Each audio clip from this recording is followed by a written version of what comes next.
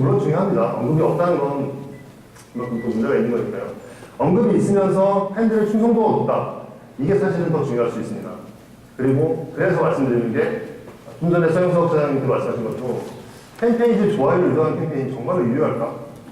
이게 왜 그런 게 있냐면 기업이 팬페이지를 어떤 캠페인을 할 때 참여하지 않습니까? 참여한 그 사람들은 담벼락을 더럽히지 않기 위해서 딱 한 번 참여합니다. 그러면 보신 것처럼 이게 굉장히 바닥을 치겠죠. 그래서 한번 생각해 볼 필요가 있는 부분이라고 생각합니다. 그리고 이제 스마트폰 속성별로 좀 만족도를 조사를 해봤어요.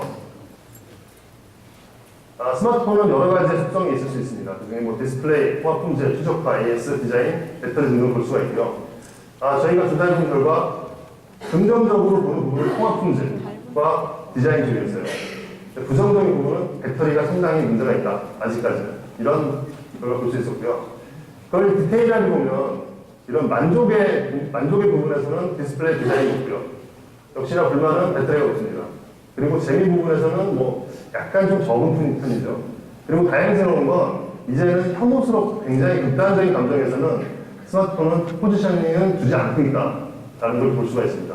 이런 걸 통해서 디테일하게 우리 브랜드가 어느 정도의 포지셔닝이 되어 있는지 이런 것들을 확인해 볼 수가 있습니다.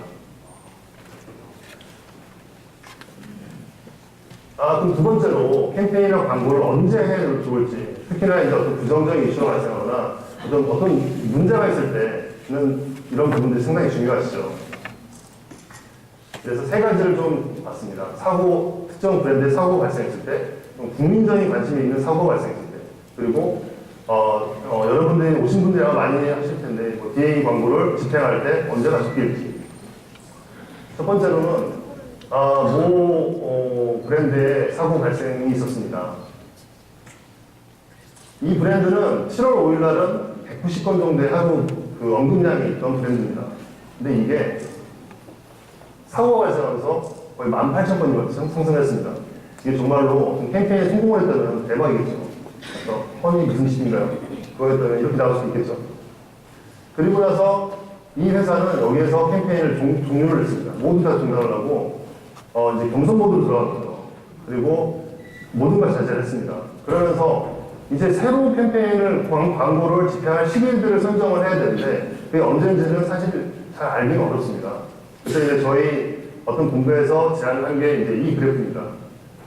이때 파악을 해보니 9월 1일 무렵에 106건 많이 떨어졌죠. 이때부터는 광고를 집행해도 괜찮겠습니다. 라고 제안을 드렸고 뭐 어느 정도 성과가 있었다고 제가 얘기를 들었습니다. 근데 여기서 하나 중요한 것은요. 버즈량만 가지고 볼 수가 있느냐.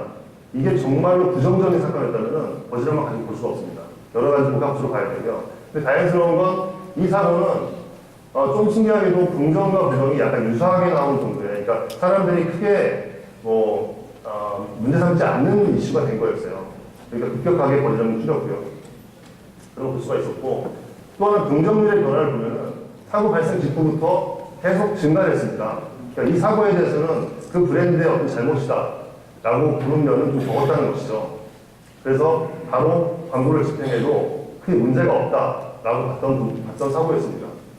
이런 때는 그 어떤 시점이 됐을 때는 긍정적인 메시지 캠페인을 하는 경우 굉장히 중요하다고 보고 있습니다. 또 하나의 올해 가장 큰 어쩌면 사고라고 할 수 있는 사고고요. 세월호 사고가 있었습니다. 세월호 사고는 4월 16일에 발생을 했습니다. 그리고 굉장히 긴 시간 그 국민적 관심 속에 있고요. 지금도 어느 정도의 버즈는 계속 나오고 있습니다. 이 사고가 발생했을 때 그러면 대부분의 브랜드들은 다 그 상업적인 활동들을 중단했습니다.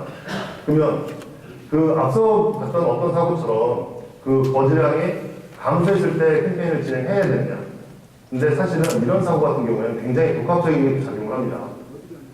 그래서 저희가 이제 이걸 의뢰를 받았을 때 저희가 했던 방식은 그러면 사람들이 일상으로 돌아가는 시간이 언제냐. 그러니까 저희는 그걸 이벤트라고 했어요. 2014년에 내가 페이스북 단가락에다가 이벤트 참여했어요. 등등의 이벤트라는 단어가 들어간 글을 쓴 횟수입니다. 2014년의 그래프고요. 2013년과 비교해 보니까 하루 차이로 그래프가 거의 앞부분에 보면 같습니다. 작년과 올해가 유일히 하루 차이가 납니다.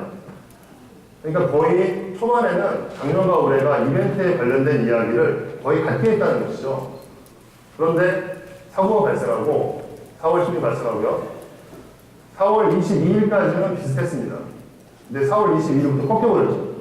이 이유는 세월호 사고에 대해서 한 일주일 정도까지는 사람들이 이건 이제 해결되겠지 라고 생각했던 것이죠. 그러니까 그전과 별다르지 않게 생활을 하시다가 이때부터는 굉장히 충격적으로 받아들인 겁니다.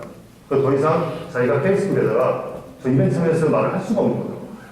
그 시간은 약 한 달을 지속했습니다. 그래서 이때부터는 다시 작년과 비슷해졌어요. 그러니까 저희는 이 시기를 다시 이벤트에 돌아간 시기라고 봐요. 일상으로 돌아간 시기라고 봤습니다. 근데 요 전에, 약 일주일 전에 이걸 작년에 이벤트 관련된 버즈를 따라잡는 전조 증상이 보였어요. 또 요 무렵부터 준비를 하시면 좋을 것 같습니다. 라고 저희가 제안을 드렸었죠. 그리고 준비를 했습니다. 그러니까 이렇게 좀 복합적인 이슈들은 단순하게 버즈라고 볼 수 없어요. 보시면 저희가 조사를 했던 6월 10일 날도 시작된 4월 16일보다 버즈량이 많았습니다. 이 이후에도 더 많았어요. 그러니까 그냥 계속 그 브랜드들은 아무것도 하지 말고 한 3, 4개월 있었어야 됩니다. 그렇지 않죠.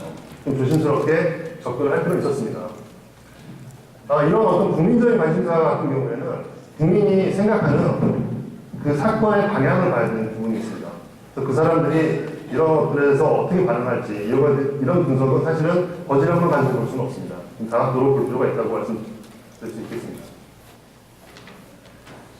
그리고 이제 DA 광고를 많이 하시죠. 특히 이제 포탈에 놀림 배너를 할 때 30분 굉장히 비싼 비용을 두고 다는데 정말 효과적일 때 달아야 되는데 그 시기간이 언제냐? 그냥 저희가 그 영화에 대해서 언급하는 횟수를 좀 봤습니다. 그러니 요일별로 보면 월요일, 목요일, 금요일이 영화에 대해서 이야기를 많이 했습니다. 그리고 시간대를 보니까 2시, 3시에 언급이 굉장히 많았습니다. 그러니까 이거를 두 가지를 합쳐보면 2시, 3시에 이 요일에 하면 좋겠죠. 근데 하나가 아마 영화에 관련되신 분들은 잘 아신다고 합니다. 이게 목요일, 금요일에 영화를 관련된 이야기를 하는 것은 영화를 예매하기 위한 것이고요. 월요일날 이야기는 영화를 보고 와서 하는 이야기를 가능성이 없습니다.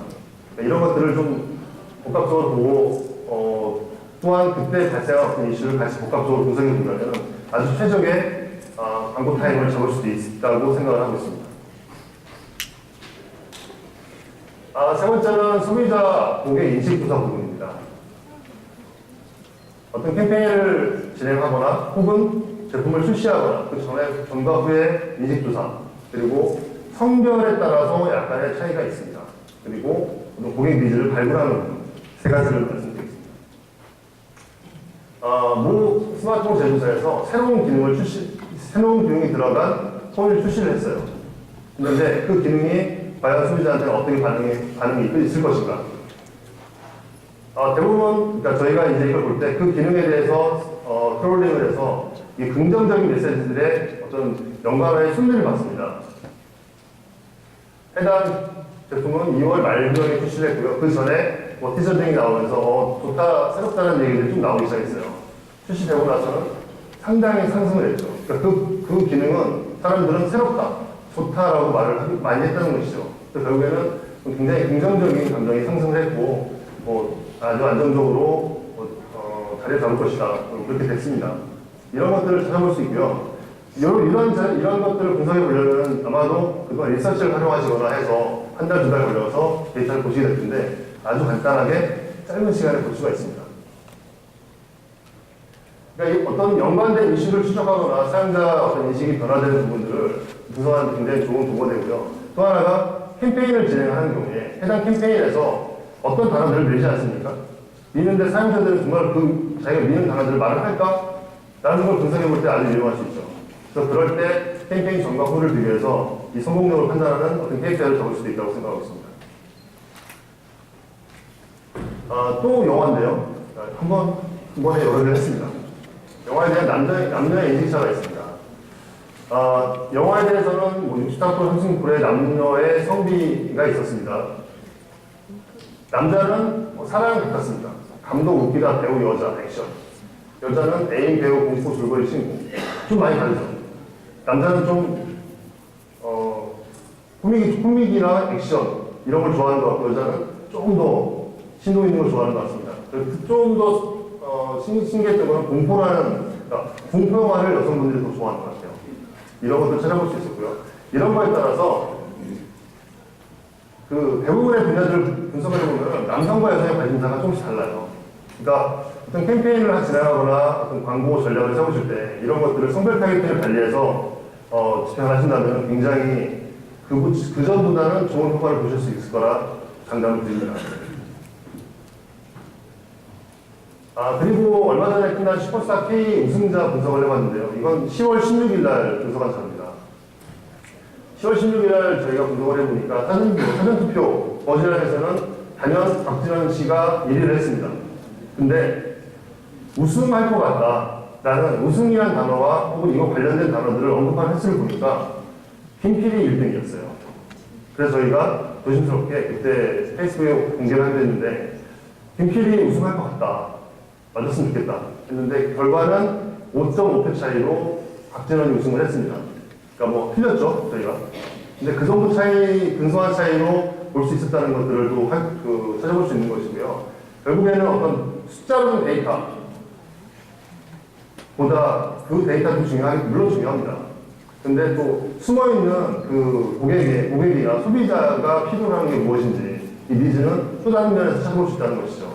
이런 면에서 이런 웹 소셜 분석들은 굉장히 유용한 면이 있습니다. 그리고 이제 홍보나 PR 파트에서 많이 하시는 게 이제 RM이라고 부르는 리스크 매니지먼트죠. 위기관리 부분입니다.